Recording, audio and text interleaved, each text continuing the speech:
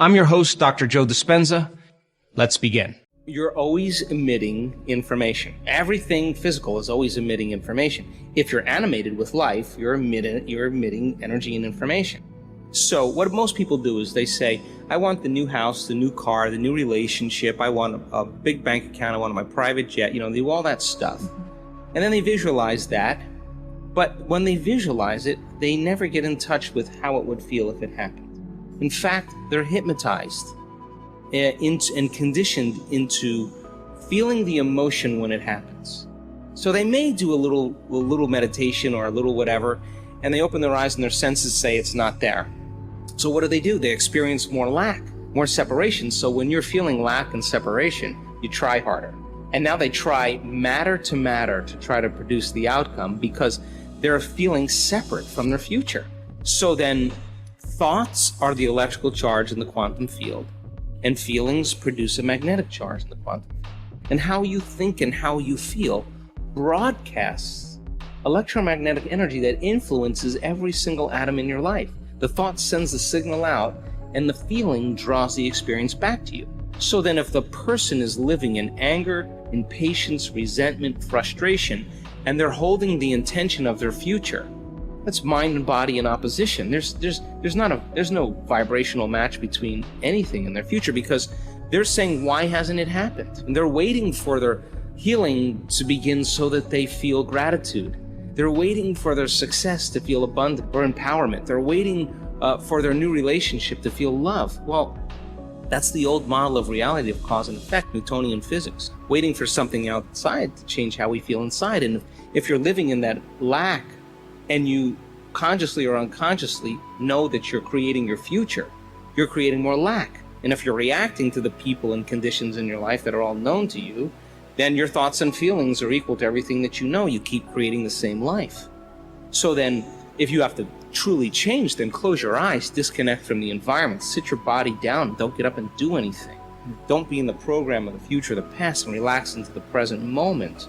And now, teach your body emotionally what that future feels like before it happened. Now, why? Well, the stronger the emotion you feel from the future you're creating, the more you're going to pay attention to the pictures in your mind, and you're going to begin to remember your future. And biologically, it's the same as remembering your past. So then you have to stay in the feeling of that future in order for you to be aligned to that destiny. And if you lose the feeling because of traffic or a coworker, and you start feeling another emotion, you just disconnected from the energy of your future. Now you're back to the energy of your past. And if you tell me it's because of that person that caused it, I'm going to say, oh, you're back to the unconscious program of being a victim. You're telling me that you're allowing something or someone outside of you to control how you feel and how you think. And that's a program. So then it takes great consciousness. It takes great work. So when there's a vibrational match between your energy and it's synchronized with some potential in the quantum field, now you no longer have to go anywhere to get it. Because you're connected to the field, you're going to begin to draw events or experience to you. And they're going to come in a way that you cannot predict. Because if you can predict them or anticipate them, they're nothing new. They have to surprise you. That's the unknown, right? And that's the fun part, because the brain learns by mistakes and surprises. Why not a few surprises? And when that event lands in your lap and it comes out of nowhere, you will look back at all the betrayals, all the traumas, all the things that happened in your past, and you will not want to change one thing in your past because it brought you to that moment. And that's the moment the past no longer exists. So people are healing from their past in a lot of ways when they do this work. And the side effect of all of this is they feel so whole, so happy with themselves, they no longer want anything. Like all the things they want, they don't really want the house, they're happy with themselves. Like, I think that's really a good place to start. Have, do, or be anything you want if you controlled your mind. You can change your thinking. One way to look at this is the thoughts you're having right now are primarily negative. So that's the first thing to notice. The thoughts are primarily negative. The second one is you're not your thoughts. You are separate from your thoughts. And this is massive, earth-shaking news if somebody's hearing it for the very first time. There have been books that are called You Are Not Your Mind, You Are Not Your Brain. And what they're saying is these thoughts that we're having them. We're not them. If we can detach enough to go, oh, here comes that I'm not good enough thought again, and let it go by, we are one step removed from it.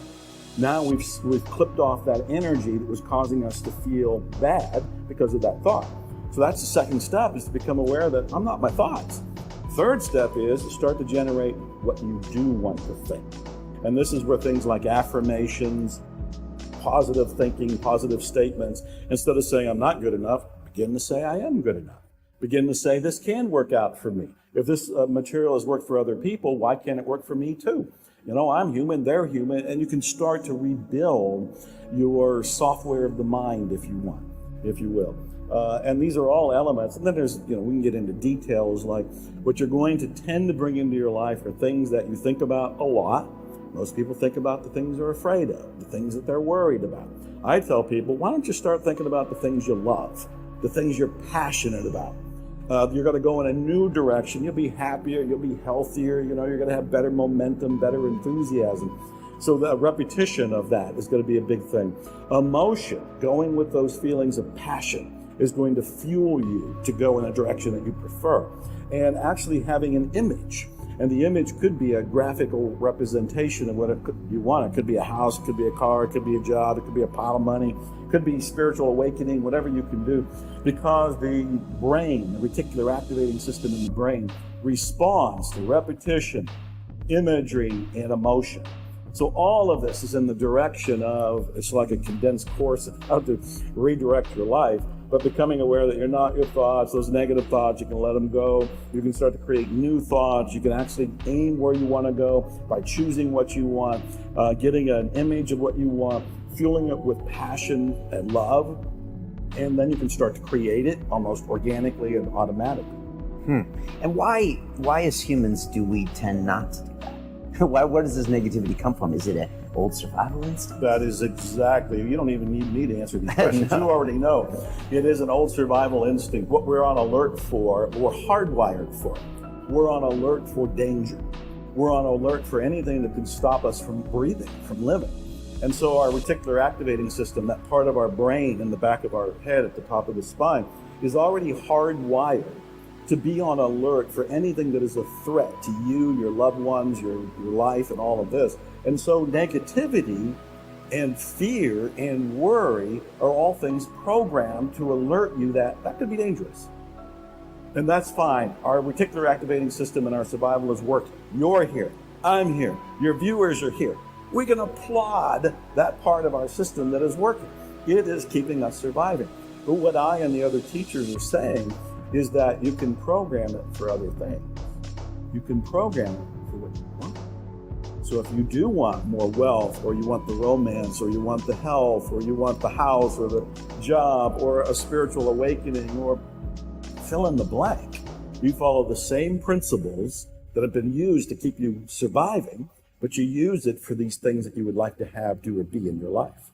Okay. Talking about imagery, because this is interesting. So if I want something, I need to actually conjure up and create an image like a vision board, or just have something in my mind I'm associating with that future outcome? Well, it's both. And what I look for is some sort of, I call it a graphical representation of what you want. And a vision board is a very popular way of doing it, because a vision board is pretty much like a big poster board, and people have cut out pictures of what they want. So I had a ride over here in a Mercedes. So if I wanted a Mercedes, I might go on Google and conjure up search for a bunch of different images, find one that really makes me excited, print it, cut it out, and put it on the vision board.